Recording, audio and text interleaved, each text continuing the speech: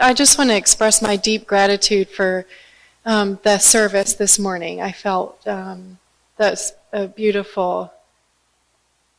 I think it would be beautiful at any time, but I'm currently a sort of church orphan, and so that today was really the first sort of corporal worship I have been part of in many months. So thank you for. It was beautiful. And my deep gratitude just for the hospitality to Jessica for sort of being my handler, and just for the generosity, the welcome you've extended to me and to my whole family. Some of you, commented that my children were well behaved, but you must have missed the part with playing with steak knives. So. And thank you especially to Paul Gordon just for this.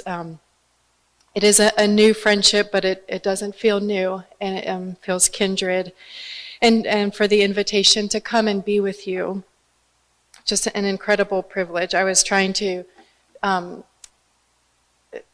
tell Josh, my husband, this morning, I was trying to describe the welcome I felt, and I said something like, it feels like I've been given the seat of honor, but at someone else's family reunion, that I sort of like wandered into someone else's reunion, but then was treated like royalty, and something like that is how I feel. So,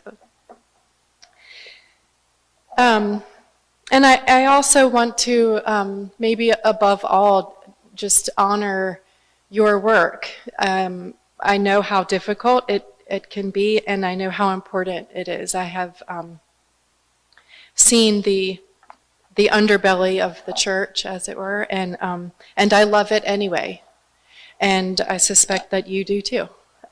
I think the church is as necessary and as relevant as ever. And I think the people who are willing to stake their life on that relevancy and on that necessity are to be honored. And I want to say that sort of the abiding truth above anything else. I also think it's important to sort of locate us with radical optimism. But in the world as it is now, which seems to be at a point of intersecting crises, just this morning, news of an earthquake that has claimed many lives. Devastation is really seems to be at every turn. And I think maybe it is true that the world is at intersecting crises all the time. Maybe that has been true forever. But it seems, generally speaking, we have within us imaginative responses to difficult moments. I think that imaginative, compassionate, empathetic response to human need is life-changing and life-giving. I found a kind of welcome in the Episcopal Church in Richmond, Virginia, and it changed the course of my entire life. So I am one example. I have a testimony of the way the church at its best can serve as a beacon when the world is an intersecting crisis. And so I come to you from Richmond, Virginia, which is a complicated place, the way all places are complicated, with their history, their suffering. No land is without it, and no land is not holy ground. It feels very different here. In some ways, it looks very different. Your irises are just now blooming. Ours are already withered. But one thing I'm learning or have learned and am still learning, is that wherever and whenever and however we are living, it seems that the issues of human life are really not so many.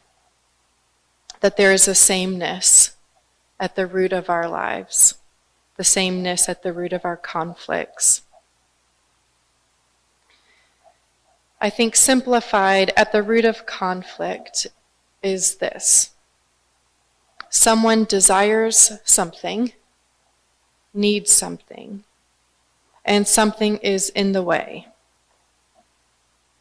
And what the somethings are, the desires or needs, and what the barriers are as multimodal and multidimensional as life itself.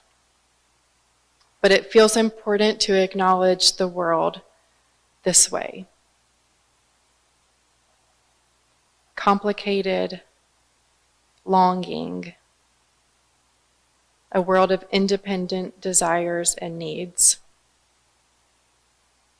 Today's intersecting crises include attacks that violate decency, responsible civic action, crises of governance and dignity and morality, the crisis of the biosphere, the crisis of global warfare. And there are the crises that happen within human lives, in the private and public selves.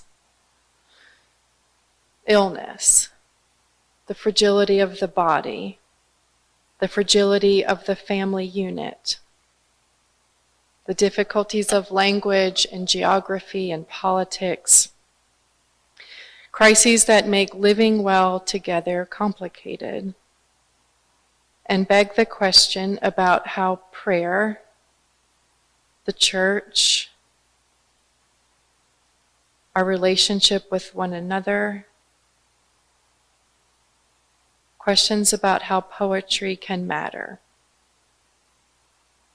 And it is in poetry that I have been most inspired and where I have found my optimism.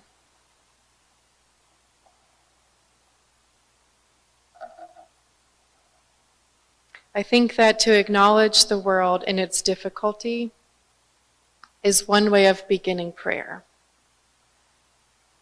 A saying hello to what is. I brought with me a book by the poet, theologian, you might know, Padraig Ó Tuama. He has a podcast with Krista Tippett on being. You're familiar. He says, hello to crisis and distraction. Hello to what is. And so I am saying hello to our intersections, to our privileges and our discomforts. Hello to our beautiful, broken world as it is today.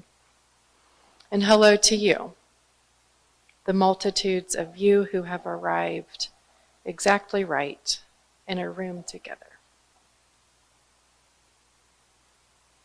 Hello to the whole human project. Hello to sincerity.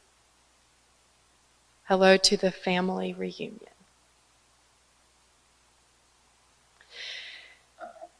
And so that said, the question is what it has always been.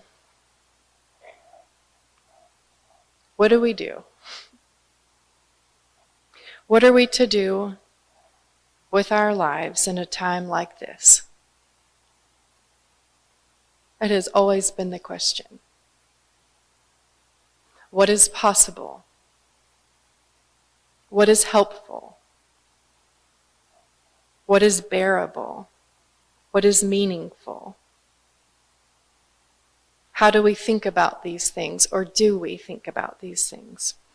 And what does a person of faith do when the world seems to be begging something of us, but the begging is not decipherable or audible, and things for which we are being asked are not always possible to give?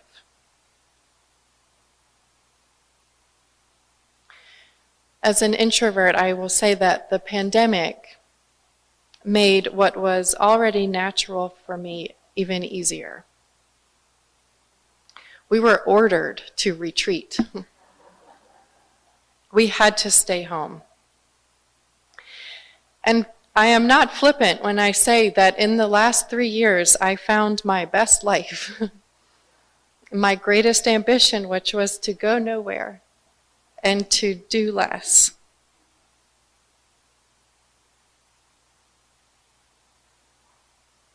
The solitude of the pandemic felt not unwelcome in a strange way.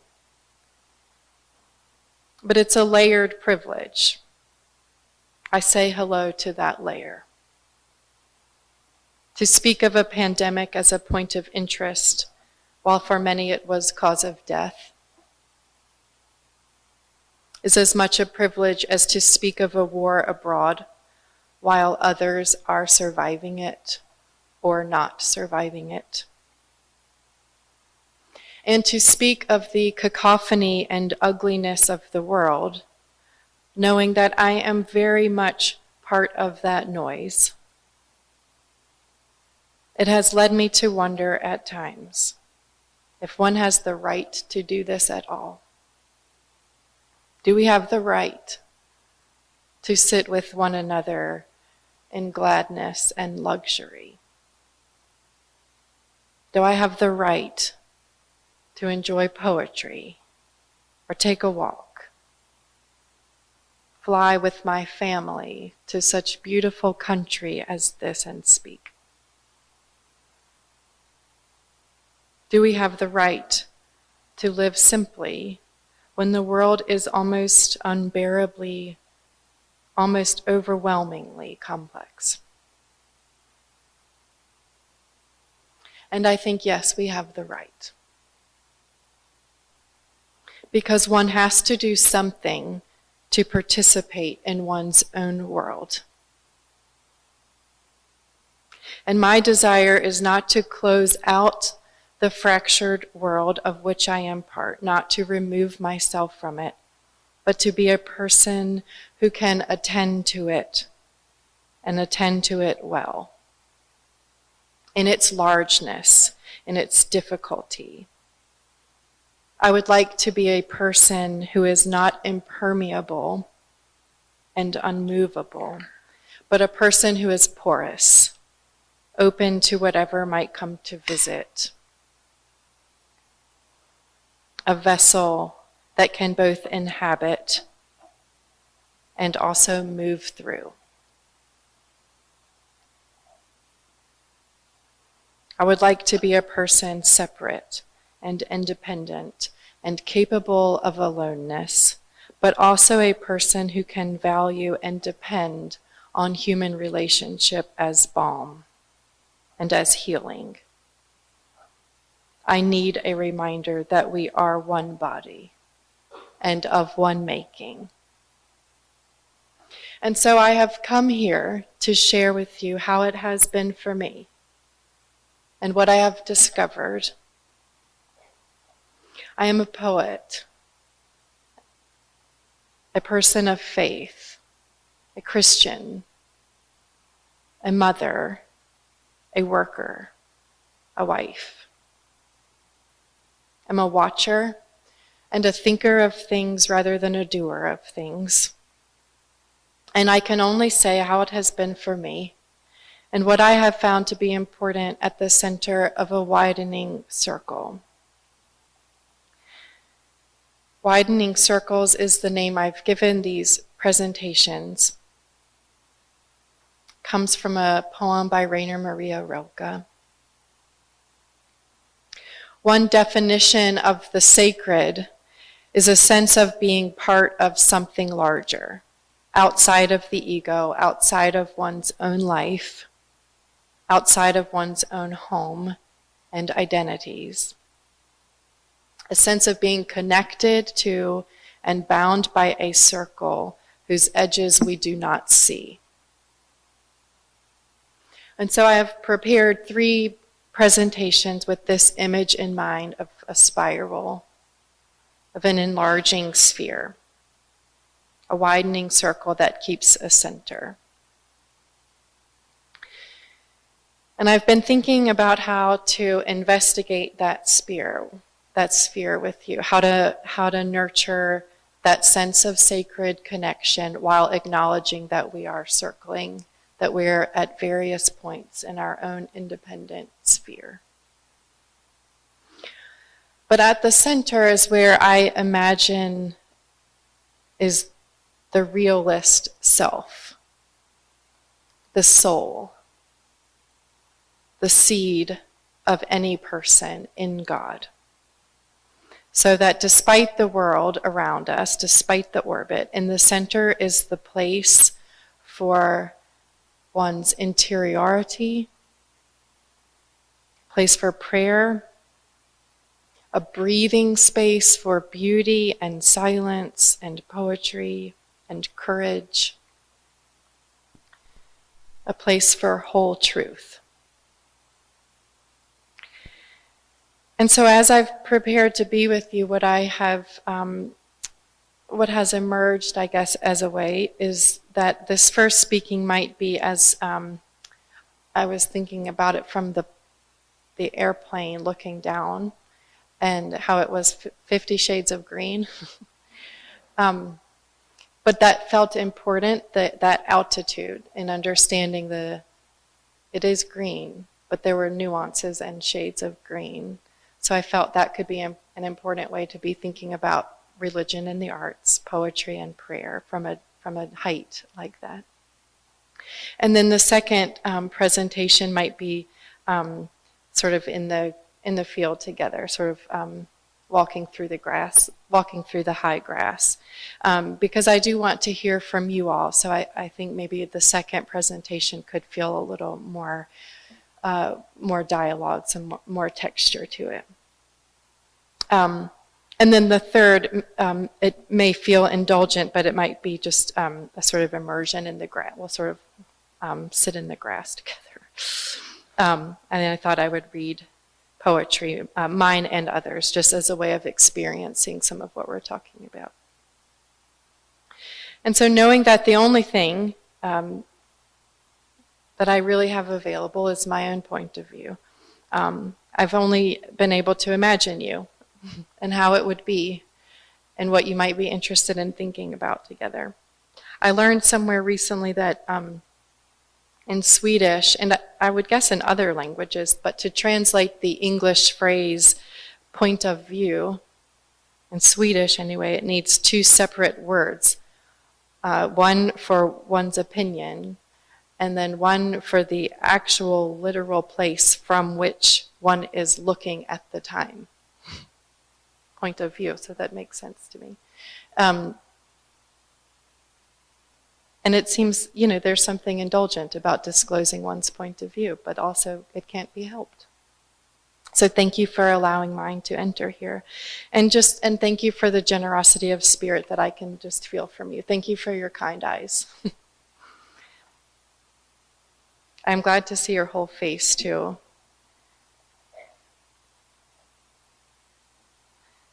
It's incredible how we missed our faces when we were all masked, and you had to rely on the eyes to communicate. Allow me to say early that one of my beliefs concerning the business of poetry is that one does not have to understand it to benefit from it. This is important that you hear me say. Because a student who cannot distinguish the Petrarchan sonnet from the Elizabethan sonnet, or a person who does not know that they are even reading a sonnet at all, can still experience something of the pleasure of poetry. You do not have to name the flowers in the garden to know that it is beautiful. You do not have to be able to identify the birds that come to your feeder to delight in being visited by birds. And a person who cannot read music or play an instrument or does not even understand the lyrics or mishears the lyrics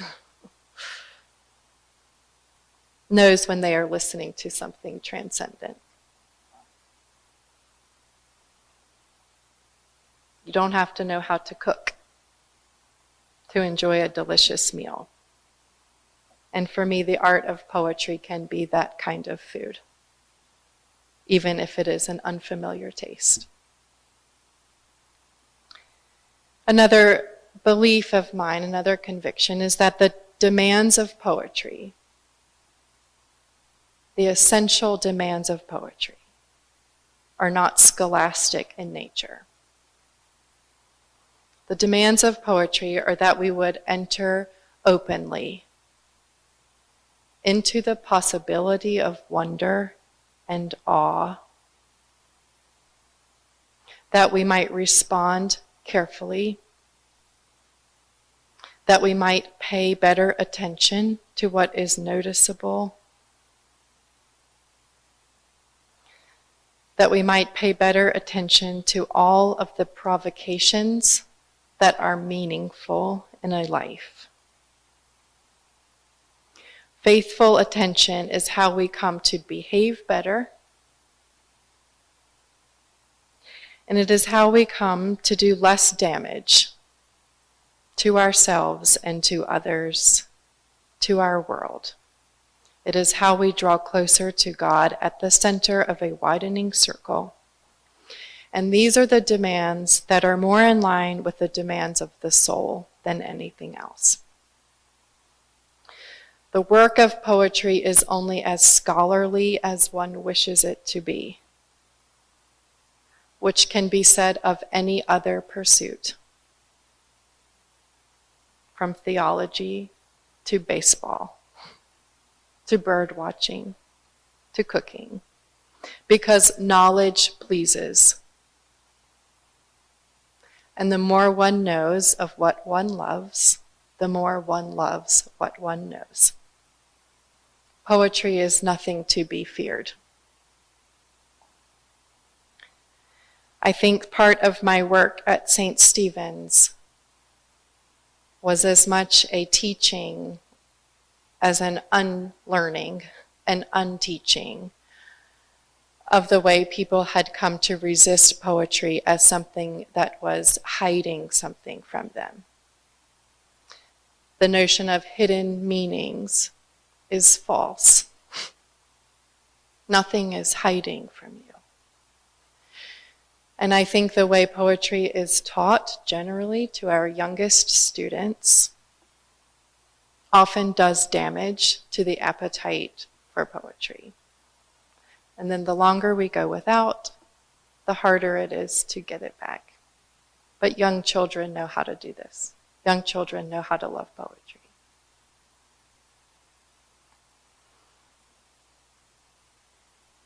It could be that one of the great tasks of any life is that a person find not necessarily one's purpose in life, but one's way of purposefully being in one's life. A way of communicating. How are we going to work? How are we going to live with others? How are we going to approach difficulty and disagreement? How are we going to raise children? How will we find luminosity? How will we find peace? I do believe peace is possible in every moment, says the mother of a child who plays with steak knives. I do believe peace is possible if by peace we make some assumption that peace equals attention. And that if we are paying attention to the essence of any moment as a miraculous moment, whether we are waiting in a line, washing dishes, being frustrated with children. There is always a possibility of closer attendance to the world of which one is part.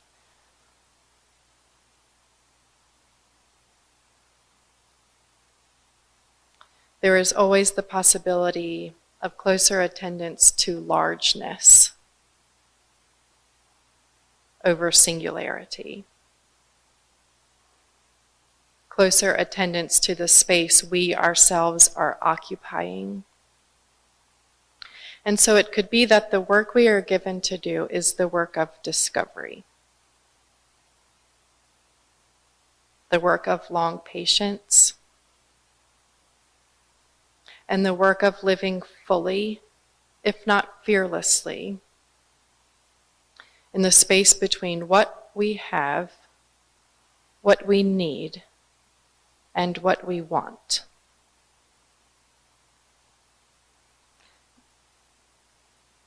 The work might also be a discovery of what we can surrender, or from what we might be liberated. And so it is in these moments, in these spaces of closer attendance, where to my mind, poetry enters. Where something is discovered or revealed. It is where the stuff of life is most alive. The wonderful poet Jane Hirshfield says, "Why bother asking art into a life at all, if not to be transformed and enlarged by its presence? Some hunger for more is in us," she says. Some hunger for more range, more depth, more freedom, more beauty, more prismatic grief, more delight. And there is no need for what she would call conceptual somersaults to do this work. You do not have to be a poet to appreciate beauty, or to honor depth, or to pay attention, or to be amazed. You do not have to be a poet to enjoy and listen well to others, or speak with care. I will read to you the poem from which this image of the widening circle comes. And it's the image that began emerging when I was first invited to come speak to you. So an image I've been circling. But it's by the Austrian poet Rainer Maria Rilke. Several people have translated him from the German, but Joanna Macy is probably my favorite translator if you have a chance to read her work. I live my life in widening circles that reach out across the world. I may not complete this last one, but I give myself to it. I have been circling around God, that primordial tower. I have been circling for thousands of years, and I still don't know. Am I a falcon, a storm, or a great song?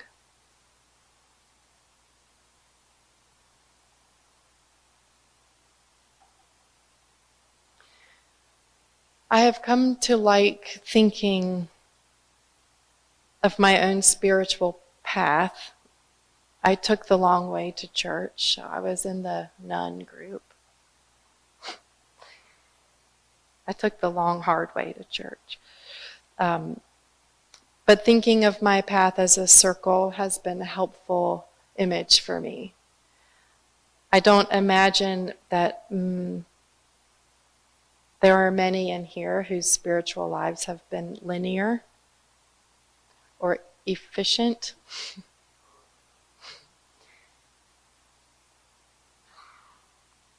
But I realize now that God has been at the center all along while I circled, and that has been a great comfort for me. It is also a great comfort that that has been true for thousands of years before I was alive on earth. And so realizing that I am both part of the thing circled and also the one circling, it means that I have had moments in my life, depending on my circle, depending on where I am in that spiral, that I have had moments of what I dare to call ecstatic clarity.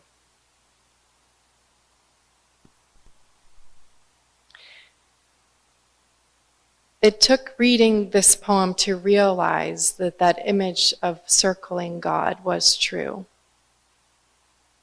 But I have had moments of clarity that I was in an orbit, that I was circling God, and it was fleeting, but it was certain, that I was connected to all people of all time, and that the circle was wide enough and patient enough that it was circling everything and everyone, and the whole world was sacred, and the whole world had been cast from one center. It was a moment of ecstasy, and it was only a moment, but I knew it clearly. And this poem, this poet, placed language on what I knew. I think poetry at its best is able to do that, to provide us language to make sense of something we have come to know.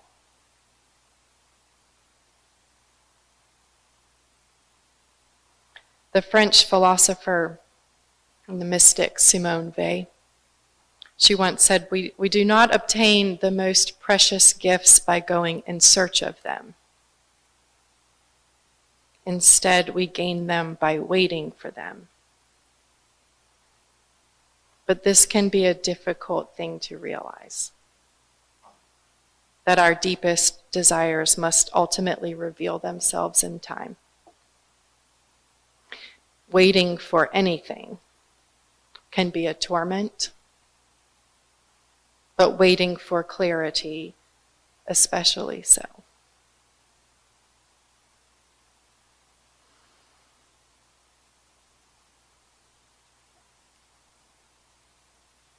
I don't think poetry is the only art that can help us wait. But poetry for me has been the necessary way to wait patiently, to give me some kind of posture in which I can sit to receive and respond to whatever might come. It has led me toward more porous living. And it has helped me respond to the world's largeness, or to be looking for language that puts a shape around what is expansive. A shape around something that feels borderless. The way the collect collects and gives form to the prayers of many. A poem can organize and order for us that which might feel chaotic. Some people would call attempts like this, poetry, the arts, luxuries, or hobbies. And poetry is certainly a worthy leisure. But there are some who I believe would call the work of poetry and of this kind of discovery essential. The arts as essential versus luxury is a very important distinction to consider. For me, poetry has been how I found order. It is the way something came to feel close to sense-making. And it did lead me to a conviction that the circle is real, even if widening, that we are connected, and that this is the hope for humanity. We are both circled and the circler. And this is why my answer is yes to the question of poetry mattering to the church, or poetry mattering at all. It is the response to a perceived uselessness of art. It is true that you cannot eat a painting. Jane Hirschfield, she's been a great mentor to me. And she said at a reading once, poems cannot put a single shingle on a leaking roof. They also cannot bandage the bleeding, or feed the hungry, or solve any number of the crises we face. But without them, without poetry, without the good news that is beauty, comfort, order diced from chaos, a sense of not aloneness, we would despair. In spite of the terrible things we do to one another, in spite of the terrible things we do to ourselves, to our planet, things we do in the name of Christ, available to us is an inner terrain, as Mary Oliver said. Fires for the cold, ropes let down to the lost, something as necessary as bread in the pockets of the hungry. If you ever subscribe to Poetry Magazine out of Chicago, the longtime editor there, Christian Wyman, with every subscription had a postcard, and then I think later it was printed on the back of every issue. Lines from William Carlos Williams. It is difficult to get the news from poems. Yet men die miserably every day for lack of what is found there.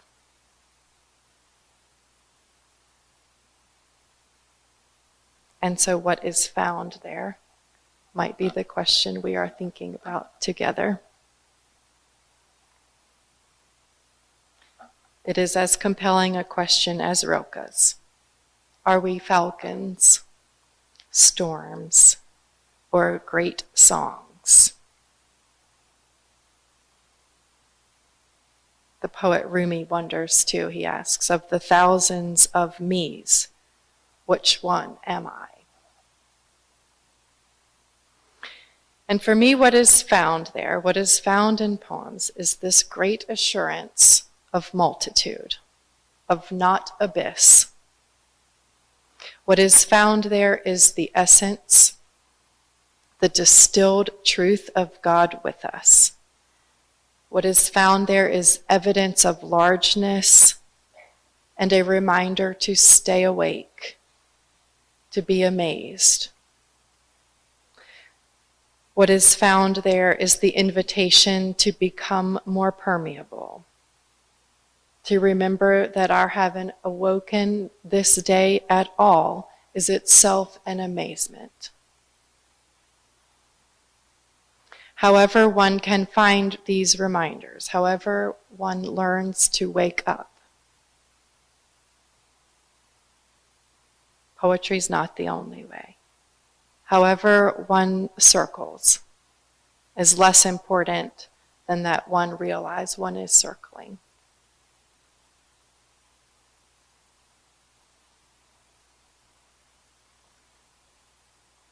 Our species for millennia has endured chaotic times and intersecting crises.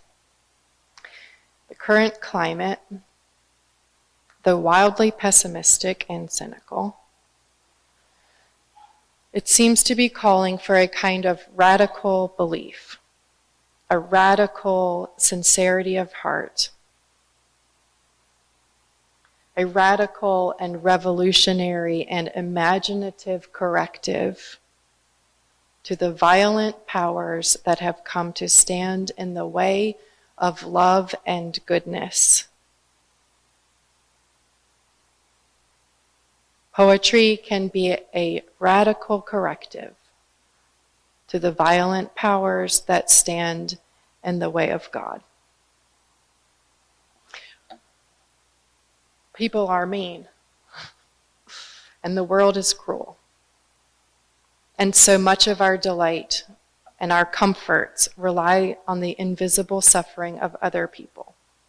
There is always much to despair if we are looking closely. But it is never the whole truth. The poet Young Lee says, "The kingdom of God is coming, and the kingdom of God is here. It is the task of the poet and the task of the faithful to name it." I hope there is no one here and no human being anywhere who has not had one moment at least when they felt an immensity of some kind, a feeling of awe.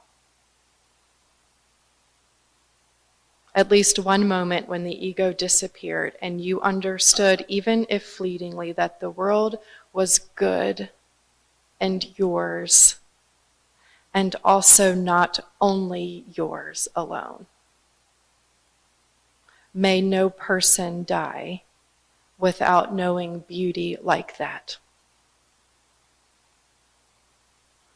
I think Rilke's question about what am I is the primordial question, everlasting and all-time question, and therefore the contemporary one.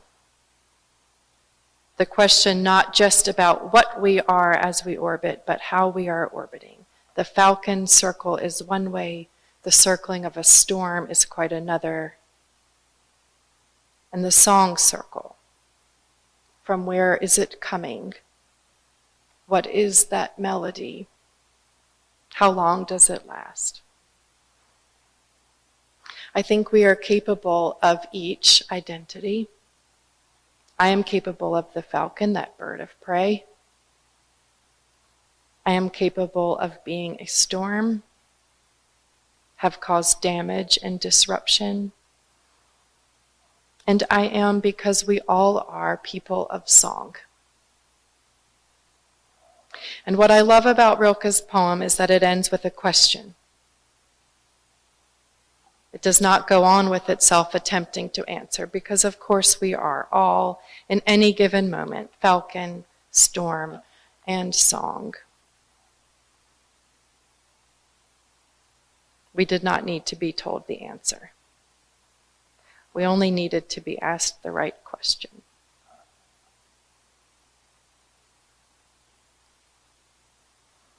I do believe that just as the primordial tower, just as things have existed since the beginning, as long as that tower is circlable, as long as there are humans to circle it, as long as there are people questioning their life in order to live it fully, as long as people live, as long as they suffer and fall in love, and as long as there are weddings and funerals and babies being born, as long as people are entranced with the mysteries of the universe and the largeness of God and the widening of that circle, as long as we continue, there will be poetry in some way. Because it is one way we have of marrying the sacred to the world and the invisible to the human life. It is not a luxury. And the creative act does not have to be the composition of something masterful. The falcon is not aware of itself being a falcon. Any way we have of circling, prayer, music, a walk, dinner, silence, anything that can bring us into deeper, truer relationship with our own souls. It is a way of drawing nearer to the heart of God at the center.